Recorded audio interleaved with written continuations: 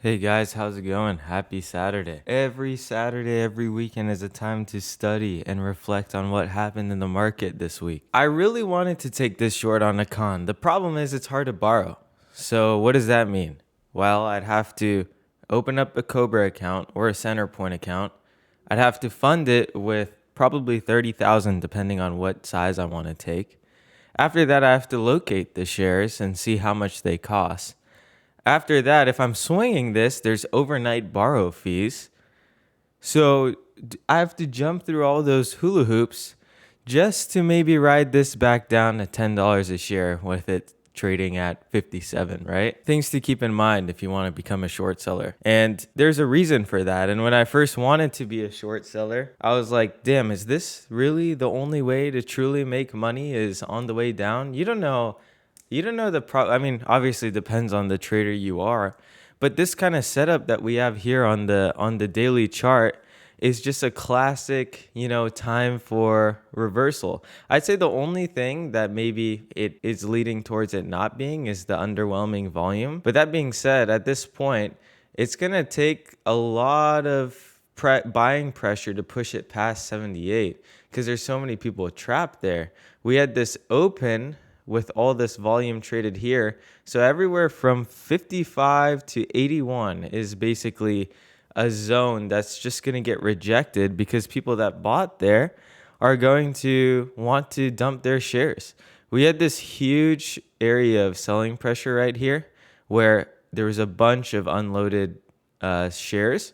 I will say the one thing, it's kind of hard to know if this is like a divergence between volume and price, where we have very large candles down, but not that much volume versus here. But it's kind of hard to look at this chart and be like, oh, we're going to push higher, especially with how we closed. The only scenario I see happening is maybe we go back up to the 70s and double top here before coming down. But it's hard to believe we just continue this momentum higher after this price action we saw on Friday. Um, Anyways, I talked about Akan I don't know if it was a couple days ago or maybe a week ago now. I think it was a couple days ago. But this is kind of the environment that we are in. I also wanted to talk about SanDisk. I don't know what the ticker is. Is it SNDK? Yeah, there we go. This run up is also just unbelievable. I mean, we're talking about September of last year. What is this? It's gone from $55 a share to $1,087. But, this is an appropriate, I would say, valuation. Look at this earnings beat. Look at they basically doubled the expectations. So there's a difference between companies like Akan and SanDisk, where this one, I wouldn't even talk about shorting because the numbers back it up.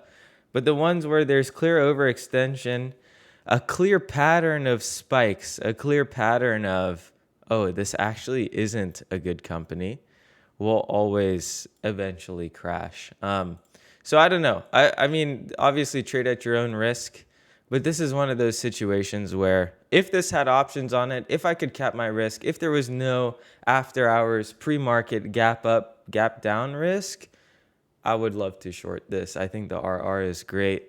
I think it's a high probability play. But also, like just because of the discrepancies in the last day, I wouldn't call it like an A+ setup. But this is definitely like, I would take a starter position here. Other than that, I wanted to talk about the overall market. We're at all-time highs. This triple top pattern, this range bound market we saw of kind of indecision with not politicians, but political news, I guess, led to that downturn. Obviously, war got announced, and then I guess it's all over now, and we're all good now. And now the market's going back up. My portfolio went up an insane amount this last month, but it's hard to look at this and be like, oh, I shouldn't take this opportunity to diversify. So that's what I've been doing, kind of selling those times. I basically bought these dips and I'm selling to bring my cash position up again very slowly.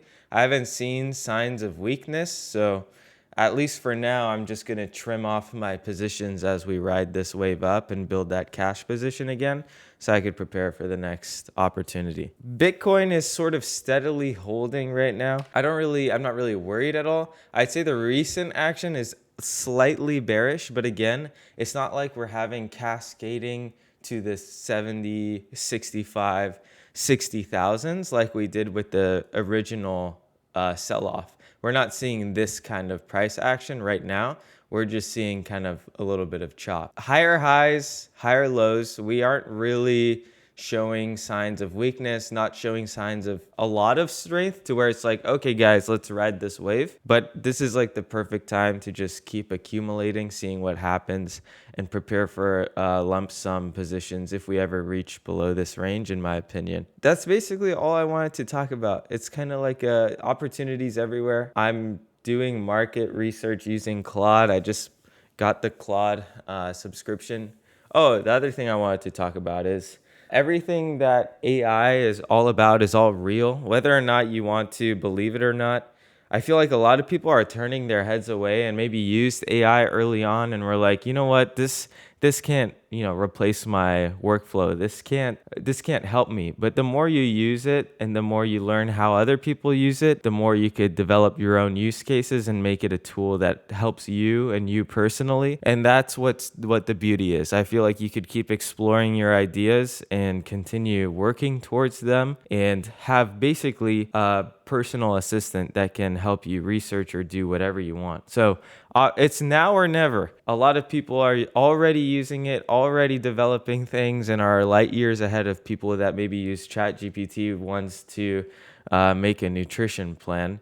So hop on the boat or get left behind. That's my take. And I think that might also be what's driving the current market conditions, because what Anthropic is doing, and I think the overall AI competition is very, very good for the economy because people are still going to invest in it and still see the value there. The goal for AI is to replace all labor, whether it's physical labor, mental labor. That's kind of what the goal of AI is and what all of these companies are working towards. Jeff Bezos is doing a startup that's meant to create human robots. We've been talking about human robots forever. And there was that one company, I don't remember the name, that came out with that robot that's supposed to clean your dishes and blah, blah, blah. And they released it and were like, hey, pre-order this thing for $20,000. And there's probably $500 a month, $1,000 a month subscription that you pay. And this home robot is going to clean your dishes, clean your floors, so that you don't have to. You're basically hiring a maid at a fraction of the cost. But obviously that idea isn't real yet, which is why they're asking for fucking $20,000 and $500 to $1,000 a month. So it's coming, but it's slow.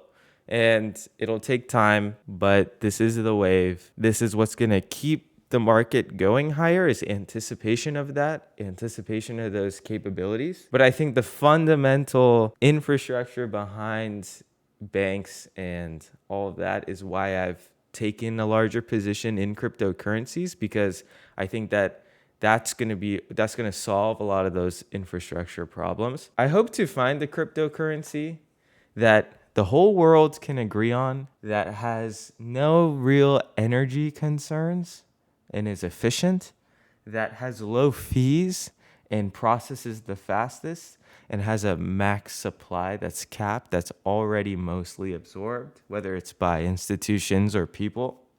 That's going to be the currency that drives the world further. And then they'd have to build all of the infrastructure of equities and investments and options and all of that behind that model. So I think that's where the world's going. I don't know where I would place all my bets. That's why I have it kind of spread out. But yeah, that's all I wanted to talk about today. I just got back from a run and I was just thinking about all these things. I was like, maybe I should make a video. Let me know your thoughts.